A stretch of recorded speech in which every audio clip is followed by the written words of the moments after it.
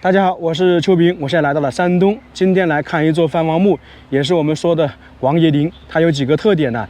是中国所谓风水最好的一座藩王墓王爷陵，因为它是明朝初年著名风水师刘伯温亲自选址而建造的。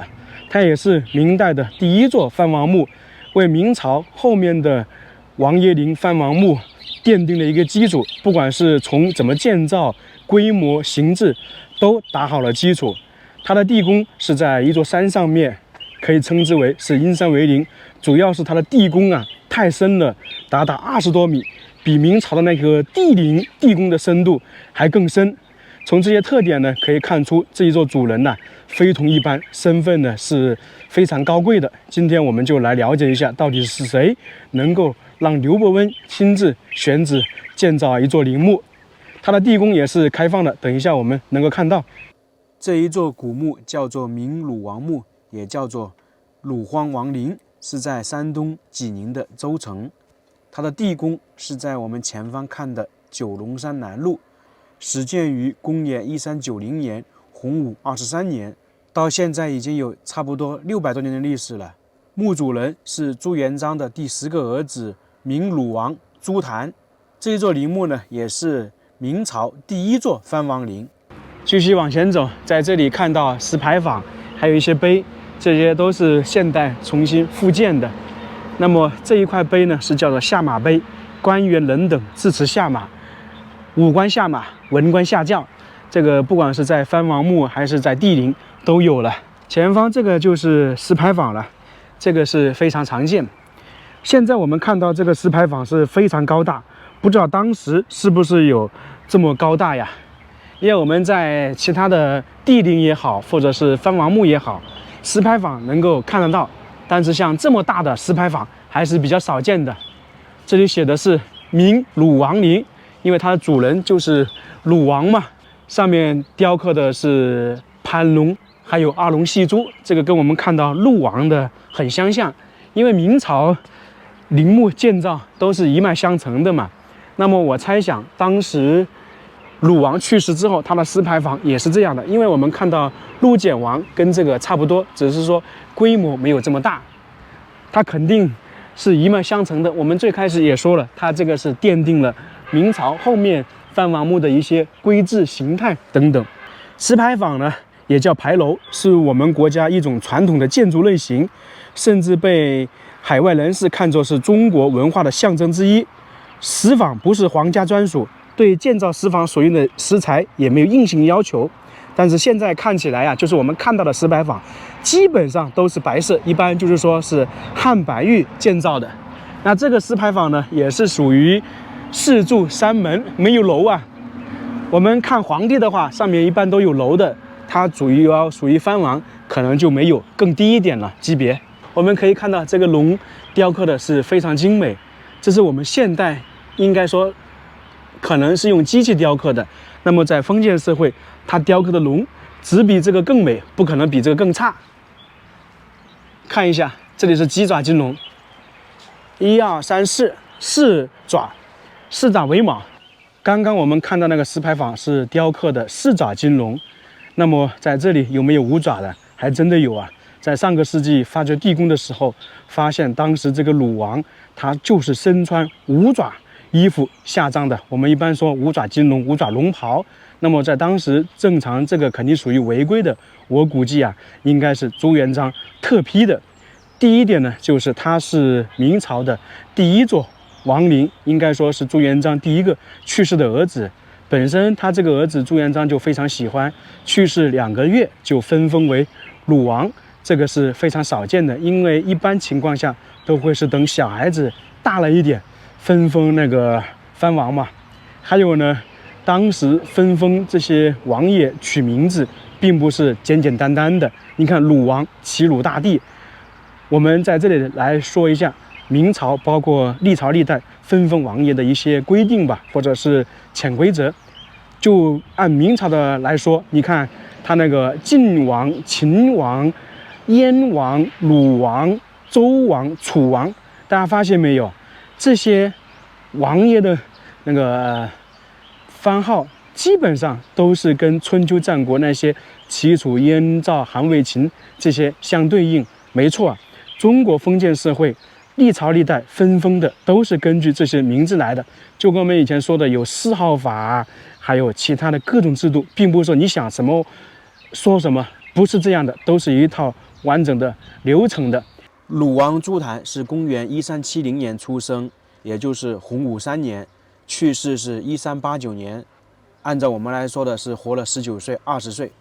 朱元璋的第10个儿子，他的母亲呢是郭宁妃，也是受朱元璋非常宠幸的一个妃子，明朝第1代鲁王。当时出生的时候，据说全身泛光，这是一个传说啊。2个月之后就被封为鲁王。这位王爷呢，自幼就聪慧过人，受到皇帝还有后宫的嫔妃喜欢，博学多识，琴棋书画无不精通。到了公元1385年，也就是他15岁的时候，就就藩了，来到山东，也就是说离开了朱元璋的管辖。来到之后，可能我们就是说的海阔天空，没人管的话，就完全变了一个人，沉迷女色，终日过着灯红酒绿的奢侈生活。有一种说法是他没有野心，因为在当时太子是朱标，被称之为历史上最稳固的太子，他也不想去争夺皇位，那么自然就开始享受了。在这个时候，朱坛就萌生了一种这样的想法，他说我要一直享受下去，那是不是要长生不老？这个时候呢，他就改变了思想，每天呢焚香诵经，开始呢寻找道士炼丹药，最终呢因为经常吃那个丹药医治无效，在公元1389年去世，也就是19岁、20岁。当时朱元璋听到之后非常伤心，怎么我的儿子会这么早就去世了？后面得知他是由于吃丹药而亡，朱元璋就非常愤怒，怎么有这样荒唐的儿子，实在荒唐。那人已经去世了，没有办法，朱元璋就给他上了一个谥号荒，这就是我们常说的明鲁荒王，确实是比较荒唐啊。不过好像明朝的那些皇帝还有王爷，很多人呢都比较喜欢吃丹药，最有名的就是那个嘉靖皇帝，吃了几十年，最后还挺高寿的，活到了差不多60岁。不管他再荒唐，他也是朱元璋比较喜欢的儿子。那人去世了，没办法，就必须给他修建陵墓。当时明朝初年，陵寝制度还不是很完善，恰恰那个时候刘伯温呢刚好是在山东，于是呢朱元璋就下令让刘伯温去给他这个比较喜欢的儿子选择一个地方修建陵墓。在一个阳光明媚的春日，刘伯温呢来到了这个九龙山脚下，远远望去呢，只见九龙山连峰9座，由北向南横卧在这个大地上面，称之为九龙山。那么大家仔细看一下，像不像一条巨龙盘卧在大地上面？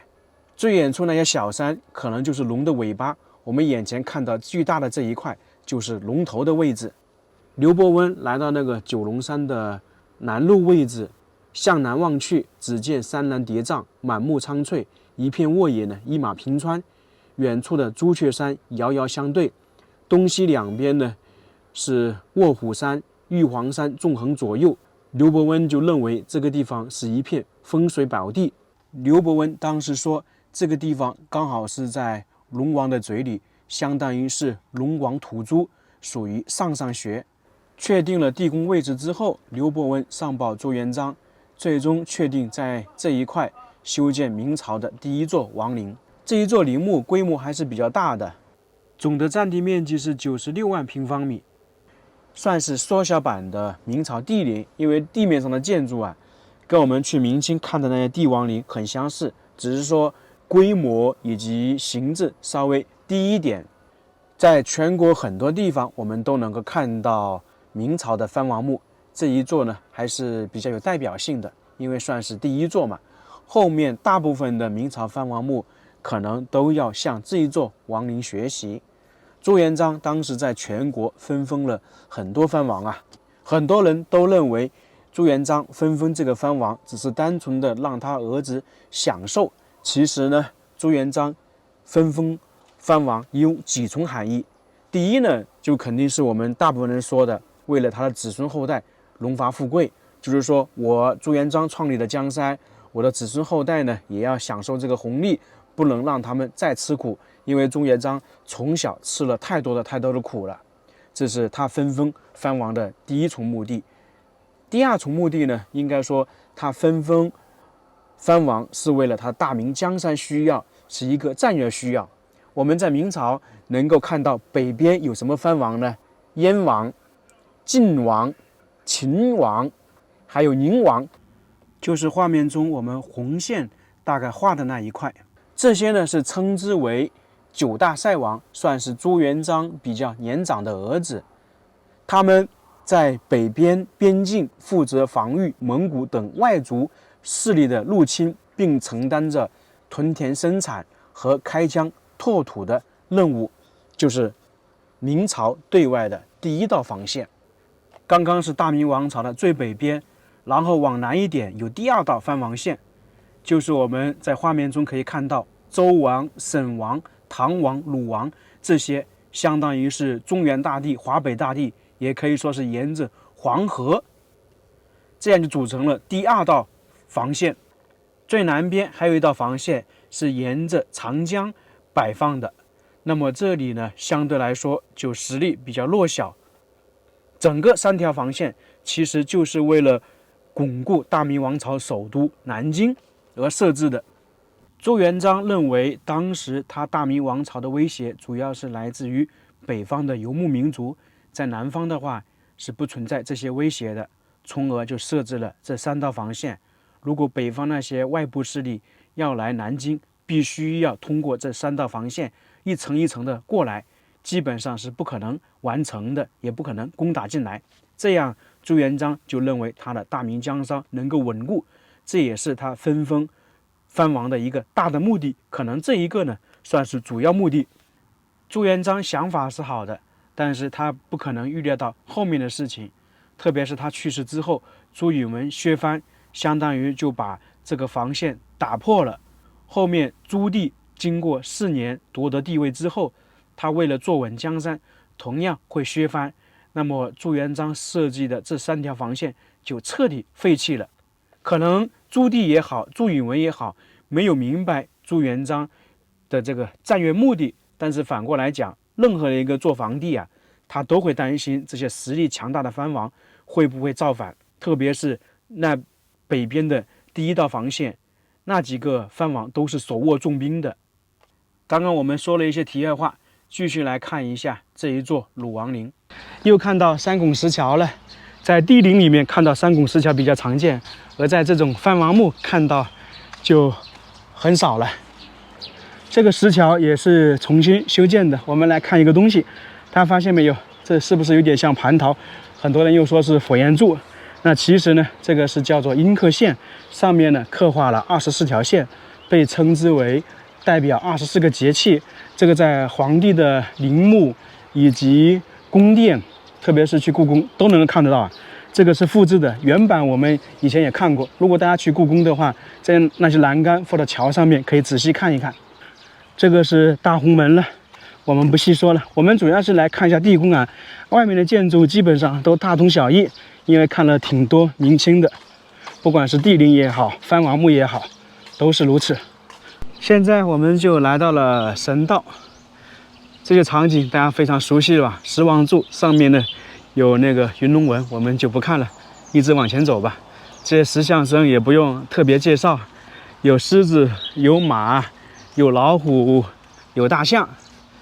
不过我就是不知道这些狮子石像是属于现代的还是以前保留下来的，应该是现代的，以前的不是这个样子。因为经过600多年，不可能是这种模样。这个也是现代的，因为明朝藩王的石像生应该不可能有这么大，这比明孝陵的那些石像还大一点呢。前面我们看到有狮子，有骆驼，这明显的应该是按照明孝陵来复制的。到了这一块，我仿佛是去到了明孝陵，大象、骆驼两跪两立，这个明显是仿照明孝陵的。我们一直往前走吧，这些石像都是新修的，没什么看头，只是说我们了解一下它这里放置了什么。最后是文臣武将，在明朝藩王墓，还有王公大臣以及那些3品以上官员放什么石像，都是有明文规定的。快到核心的地方了，这里已经来到了核心的地方了。从这里过去不远，就是地宫所在地，全国重点文物保护单位明鲁王陵。这里没有写它的那个谥号啊，如果加上谥号的是明鲁荒王墓。前方这里有一道门户，是叫做临恩门。来到这座王陵，我感觉有点像是来到了明孝陵，算是一个缩小版的明孝陵啊。主要是由于明孝陵那个时期已经开始修建了，公元1382年马皇后去世，随即呢就开始修建明孝陵。尽管说明朝初年那个时期陵寝制度还没有完全的确定下来，不过在朱坛去世的时候，公元1389年明孝陵开始修建了。另外呢，明祖陵也修了，这呢算是明朝修建的第3座陵墓，那么也算是有一定的规制可循，基本上可以说是效仿明孝陵进行修建的。这里属于享殿遗址，也是规模比较庞大呀。一座藩王墓有这么大的享殿也不简单了。我数一下，1、2、3、4、5、6、7，面阔7间，进深3间，也是非常庞大了。现在就去地宫了。整座陵园也是前朝后寝的布局，面积真的挺大的，从那个石牌坊往里面走挺远的，差不多有1、2公里啊。前段时间去了陆王陵，说是现在保存规模最大的明代藩王墓。来到这里，我怎么感觉这座陵比那个陆王陵还更大呀？这个信息是不是有错误啊？可能是保存最完整、规模最大的。前方就是方城明楼，这个在明清的帝陵是标配了。这一座明楼是整个陵园建筑最高的，下面是方城，上面是楼，从而称之为方城明楼，通高13米啊。正常来讲，方城明楼呢这么大的是属于帝陵才有的，主要是由于他去世的时候比较早，朱元璋还在那个时期呢，明朝陵墓建设还没有形成完全的制度，那么在当时呢就给他弄了一个方城明楼。到了这里，我们看到一个15供，这感觉是不是有点画蛇添足啊？主要是由于15供是朱棣的长陵才开始有的，在朱棣之前的陵墓是没有的，包括明孝陵，那么这一座墓肯定也是没有的。你像我们看到的，这个明显是新的，不知道是为什么要把15供放在这里。方城明楼后面就是地宫了，我们去看一看。反正明清的帝王陵也好，藩王墓也好，看多了基本上就是大同小异。我们主要是要看看它地宫里面到底有什么，因为都是一脉相承的嘛。地宫就在前面，那是地宫的入口。这一座墓的风水是非常好的，它是属于九龙山的龙头位置，这是由于刘伯温亲自选址的。我们说东青龙、西白虎、南朱雀、北玄武，它这座陵园呢，四周好像就有代表着青龙、白虎、玄武、朱雀这些。那么这座地宫它是怎么建造的呢？很多人以为这是一座阴山为陵，那么他就直接从这里打通道进去，其实不是啊。那么当时刘伯温把这个地方作为地宫所在地，他是先挖的，就把上面的土挖了，然后在里面建一座地下宫殿，建好之后再把封土覆盖在上面，是这么建造的，并不是像我们确切的说阴山为陵，从半山腰挖一个通道进入地下，不是啊。当时这一座地宫工程量也是非常巨大的，按照记载或者考证，挖的那个土石量啊，大概是达到18万方，非常巨大了。那么现在呢，我们就去这个地宫里面走一走，看一看。这座地宫距离地表的那个高度是27米，非常高了。这是明朝藩王墓地宫距离地表最深的一座，比那个定陵，也就是帝王陵还更深。这个是不是不可思议啊？现在我们就往下走，这应该算是墓道了。这座地宫它也是分为前室和后室的，基本上跟其他的差不多。我没有去过那个定陵啊，没有感受到底有多深。那么在这里呢，应该是能够感受得到它非常深的。现在我们应该正式的进入到那个地宫范围了。你看，这些都是以前开凿出来的。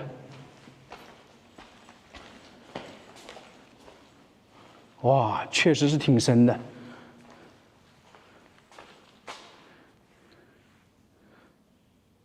那么金刚墙的位置应该是在那个地方。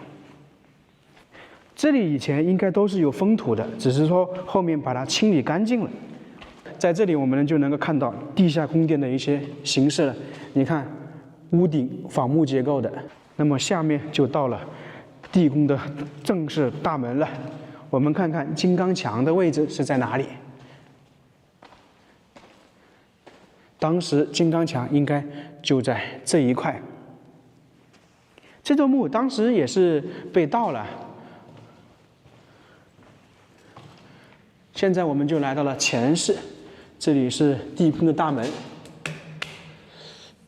我看看这个大门是以前的还是现在保留下来的？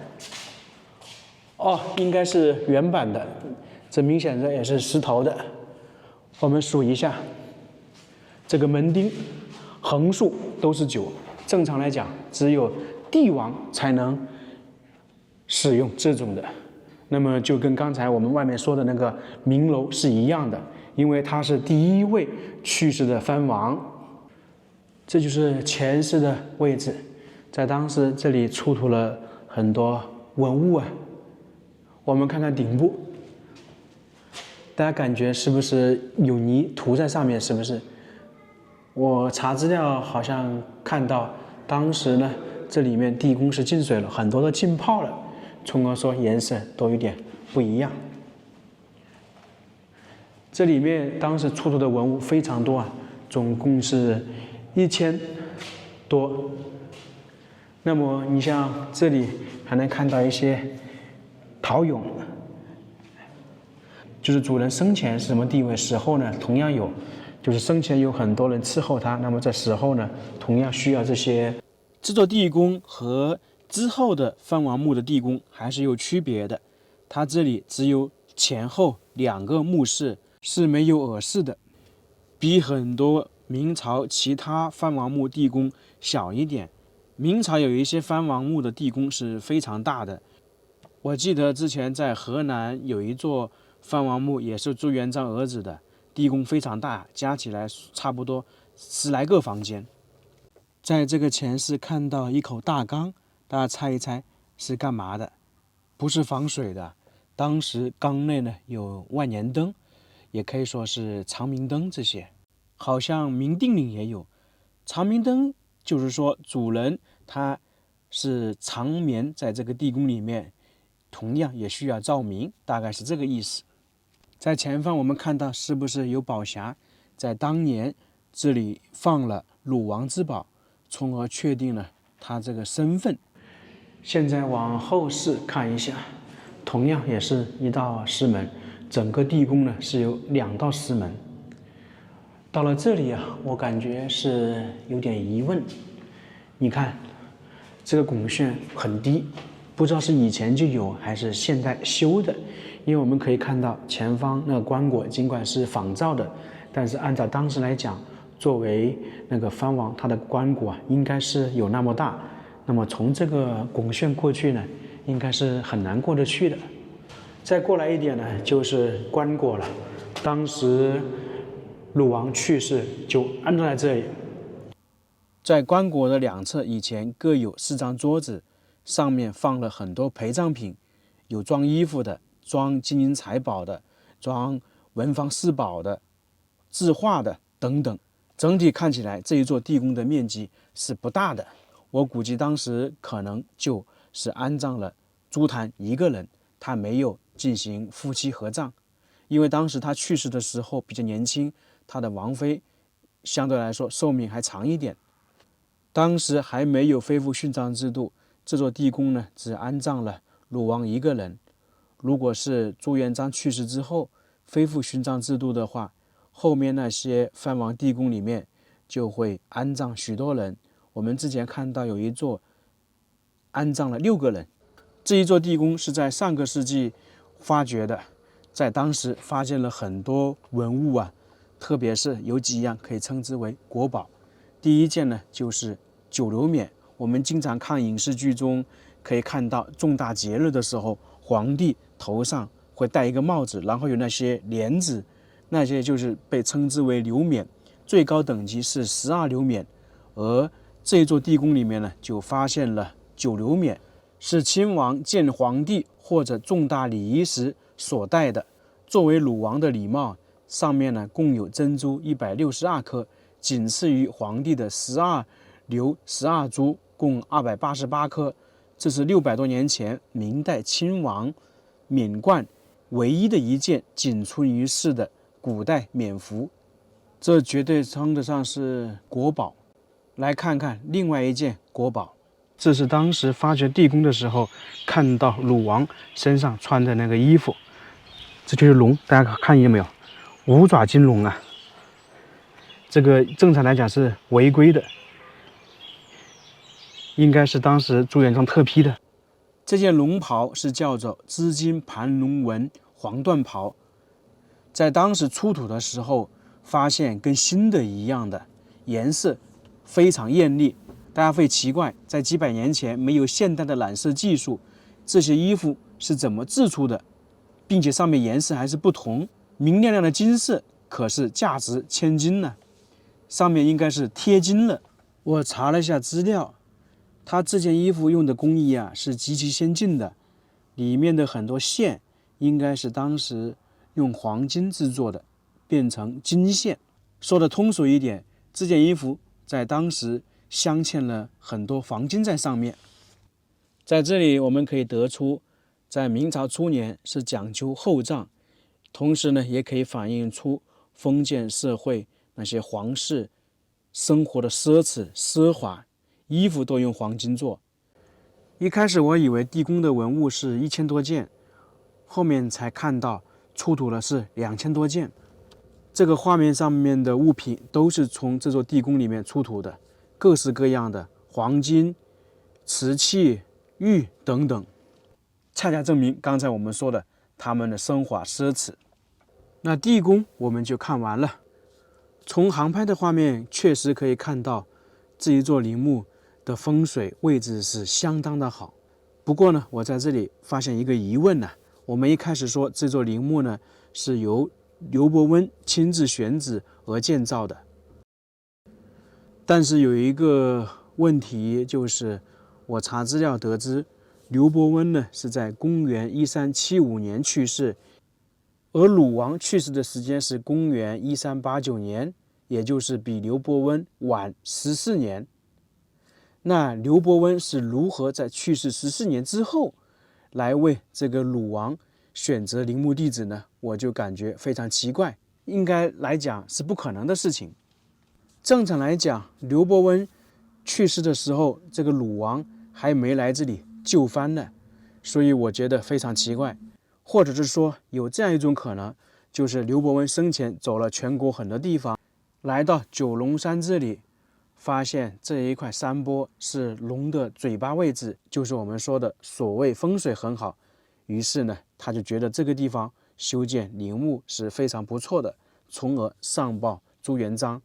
后面等鲁王去世之后，朱元璋想到了这个地方，从而在这里修建陵墓。我猜想是不是有这种可能？大家觉得会不会是这种情况？不管这座陵墓的位置是不是刘伯温选的，我们就姑且认为是他选的。就算我们不懂这些，来到这里呢，看到这个位置都感觉是相当的不错的。毕竟古代皇帝的陵墓、王公大臣的陵墓，他们选址是非常讲究的，一定会选一个我们说所谓风水好的地方。那么这里肯定就是如此。那这一座陵墓到这里我们就看完了，非常感谢大家，我们下个视频再见。